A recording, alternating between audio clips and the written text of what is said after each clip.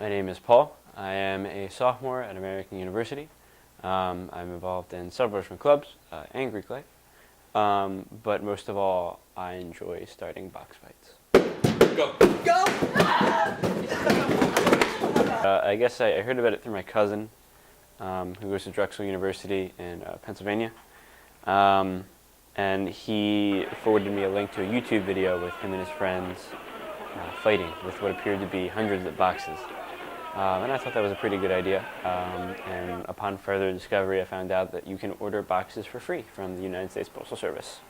I had heard about the first one. I saw the photo evidence on Facebook, and then I was invited to this one via the Facebook event.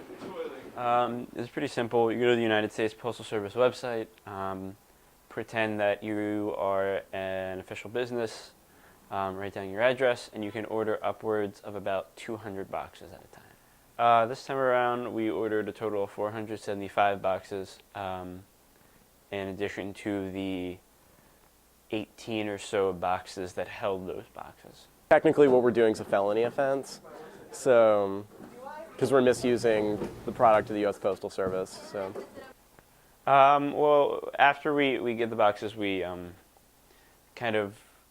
we have like this whole almost an event type thing where they come flattened actually. So you have to create the boxes yourself. So 475 of them, obviously done by one person, would take hours. So all the people that participated in it, we get together, we make the boxes, and that's actually usually pretty fun. Just watching 475 boxes in whatever room you're in is usually a ridiculous sight. I actually suffer from claustrophobia, so the idea of having an entire window, in fact room, blocked out by boxes was almost terrifying, but I persevered. I feel as though, even though these boxes are free, at a time of great economic hardship, there are many homeless individuals who are going boxless because of our consumption of boxes. I remember standing behind a wall, and I remember everyone was ordered to take a box. And I was kind of worried because I had really bad aim. And someone, I don't know, I guess someone said go or start or something, and boxes flew everywhere. And I remember people like flying out of like the other wall. So our expectation coming in was that Commander Lopriato would engage primarily in suicide tactics, which proved to be true fairly soon into the conflict when he sent in the Jared unit to hit our wall, which was knocked down fairly early on in the conflict. But knowing this, our fallback strategy was to break down into mobile strike units that would rotate around the room, as opposed to locking down in one set location as one would a standard defensive conventional conflict. So from there, our biggest goal was to win the Battle of Hearts and Minds and get the rest of the population to our side, which we succeeded in doing as random bystanders came in and joined the conflict.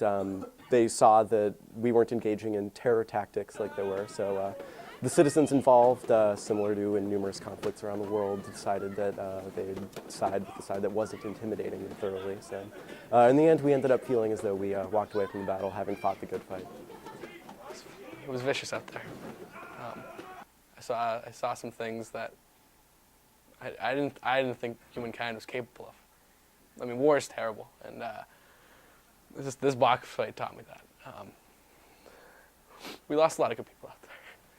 It was, I mean, it was over, but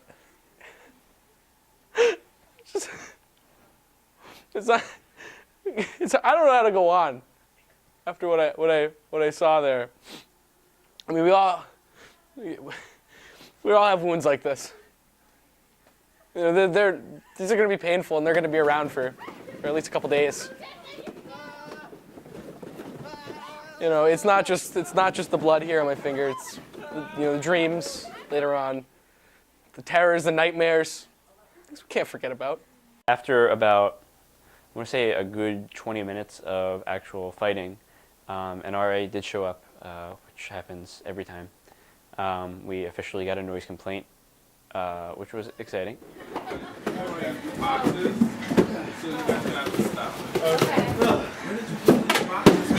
And then began the process of flattening out 475 boxes that we had created just an hour earlier. I never thought I would do something like that, and unless a certain person had threatened me with bodily harm if I didn't show up, I probably would have never done it.